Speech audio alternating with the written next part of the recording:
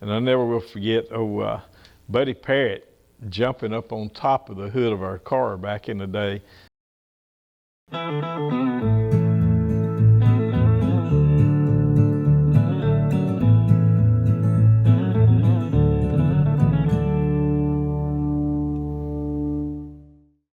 You know, I think back of how famous the hot dogs are at Martinsville Speedway. Everybody, you go there, you had to have a hot dog, or 2 or 5. I think one day Earnhardt and I was trying to see how many of those Martinsville hot dogs we could eat, and I think I ended up getting sick. I tried to eat so many, but he could eat those Martinsville hot dogs back in the day. I think it was Hurricane Hugo came through, and Dale had just built his fence, his deer fence around his place over there where his farm was at, and the trees blew over and knocked his fence down, and he said, I'm going to be there. I'm running a little late. I got to cut these trees. So we waited and waited, and we never got, he didn't show up. It was time to practice.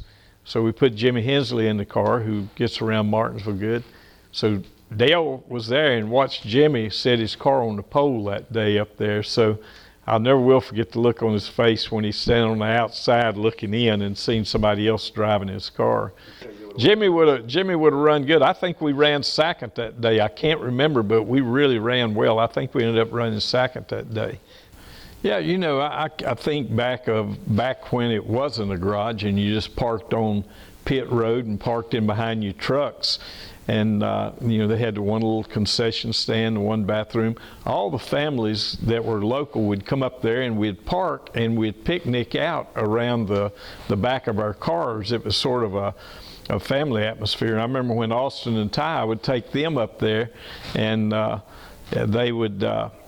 they'd get out there and play with the other kids, Rick Mass kids, all these different kids back in the day. And it was sort of a fun deal to see all the kids and the family. All of us had our families on the infield back then, and we'd pack picnics or whatever for the Sunday race, you know, on Sundays. It was always just fun because it was home. It was kind of like our home track. It was so close. We had some pretty good rounds over the history of Martinsville. RCR cars have.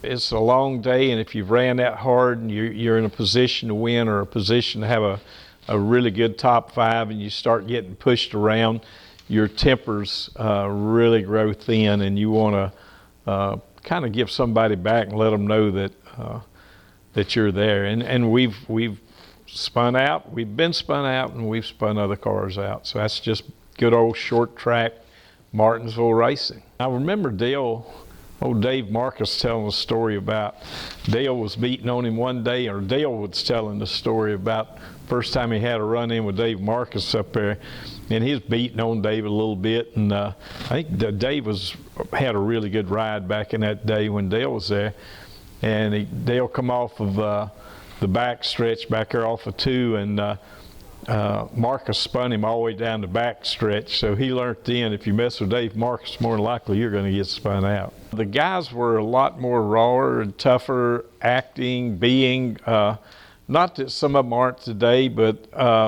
it was just a different caliber of drivers back in the day that come from the short tracks, from fighting our way through it. And yeah, we've been in a few shoving matches at Martinsville over the years. I remember one time Ricky Rudd and Joe Ruttman got into it right there at the end of the race, and they come in and they hit off a pit road, behind pit road when we pulled in, they hit. And I never will forget Buddy Parrott jumping up on top of the hood of our car back in the day. And Chocolate was there. Chocolate jumped right in there. Normally, everybody get over it in a few days. You know, sometime people still carry those memories.